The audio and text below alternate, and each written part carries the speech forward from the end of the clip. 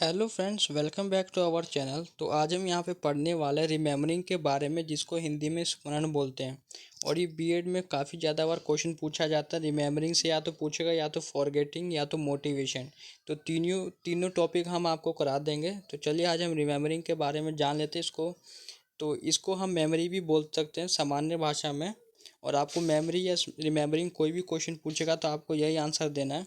स्मरण या स्मृति चिंतन, संवेदना, कल्पना आदि की तरह एक मानसिक प्रक्रिया है जिसके द्वारा हम अपने किसी अतीत अनुभव या शिक्षण को वर्तमान चेतना में लाते हैं और पहचानते हैं।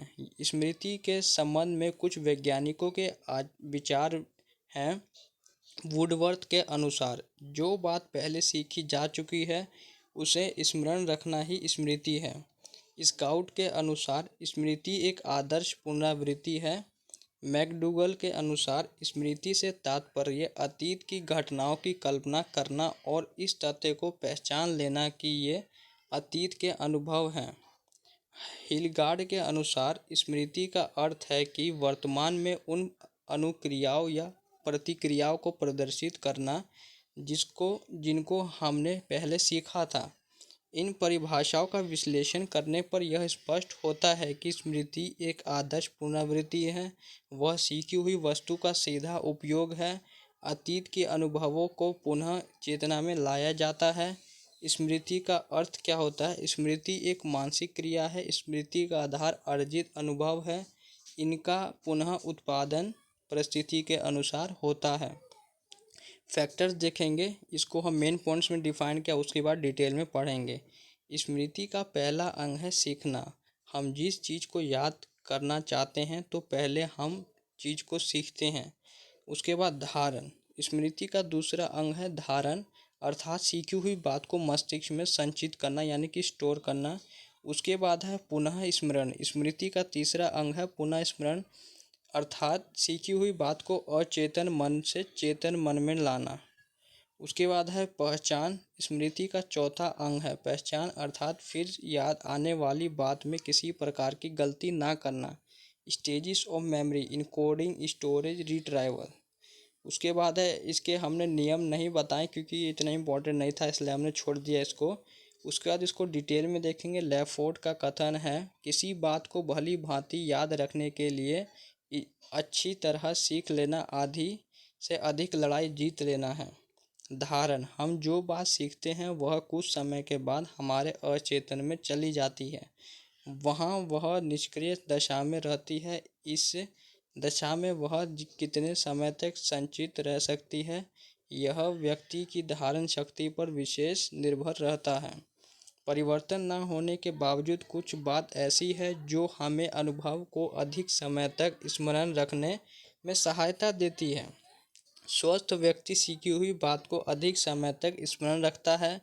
अधिक अच्छी विधि से सीखी हुई बात अधिक समय तक स्मरण रहती है। सीखी हुई बात को जितना अधिक दोहराया जाता है उतने ही अधिक समय तक वह स्मरण रहती है। रुचि और ध्यान से सीखी जाने वाली बात अधिक समय तक वह स्मरण रहती है। कठिन और जटिल बात की अपेक्षा सरल और रोचक बात अधिक समय तक स्मरण रहती है। दुख, सुख, निराशा आदि की बातें मस्तिष्क पर इतनी गहरी छाप अंकित कर देती है कि वे बहुत समय तक स्मरण रहती है। उसके बाद पुनः स्मरण में देखेंगे, जो बात जितनी अच्छी तरह धारण की गई है उतनी ही सरलता से उसका पुनः स्मरण होता है, पर ऐसा सदैव नहीं होता। भय, चिंता, शीघ्रता, परेशानी आदि पुनः स्मरण में बाधा उपस्थित करते हैं। बालक भय के कारण भली भांति स्मरण पाठ को अच्छी तरह नहीं सुना पाता है। हम जल्दी में बहुत से काम करना भूल जाते हैं। फिर पहचान है, हम 5 वर्ष पूर्व सोहनलाल नामक व्यक्ति से दिल्ली में मिले थे। जब हम उससे फिर मिलते हैं तब उसके संबंध में सब बातों का ठीक ठीक पुनः स्मरण हो जाता है। हम यह जानने में किसी प्रकार की गलती नहीं करते हैं कि वह कौन है, उसका क्या नाम है, हम उससे कब, कहाँ और क्या मिले थे, क्यों मिले थे आदि। उसके बाद 3 टाइप्स के होते हैं, emotional, short term, long term. तो पहला है यहाँ पे इमोशनल। इस स्मृति में हम इंद्रियों का प्रयोग करके अतीत के अनुभवों को फिर से याद कर सकते हैं। हम बंद आँखों से उन वस्तुओं को छूकर, चखकर, सूंघकर बता सकते हैं जिनको हम जानते हैं। ज्ञानेंद्रियां अपने स्तर पर किसी उद्दीपन या उत्तेजना की सूचनाओं को प्राप्त करती है और ये सूचनाएं कुछ क्षणों के लिए ही बनी रहती है। अल्पकालिक स्मृति, इस प्रकार की स्मृति में हम याद की गई बातों को तुरंत सुना देते हैं, परंतु कुछ समय पश्चात हम उस बात को भूल जाते हैं। ऐसी स्मृति को हमें अल्पकालिक स्मृति कहते हैं। बालकों की अपेक्षा वयस्कों में यह अधिक पाई जाती है। इसके 4 प्रकार होते हैं: सक्रिय, कार्यकारी, प्राथमिक, तात्कालिक। उसके बाद है दीर्घकालिक स्मृति, लॉन्ग टर्म। इस प्रकार स्मृति में की गई बातों को हम कभी नहीं भूलते हैं। यह स्मृति बालकों की अपेक्षा वयस्कों में अधिक पाई जाती है। इसके 2 प्रकार होते हैं, कालिक और शब्दार्थ। उसके बाद है PQRST विधि। ये आप अच्छे से पढ़ लीजिएगा। ये अगर आप आंसर में लिख देते तो अट्रैक्टिव आंसर आपका बन जाएगा। PQRST विधि एक अध्ययन एवं पठन रणनीति है जो छात्रों को पाठ्य पुस्तक सामग्री को व्यवस्थित तरीके से समझने में मदद करती है।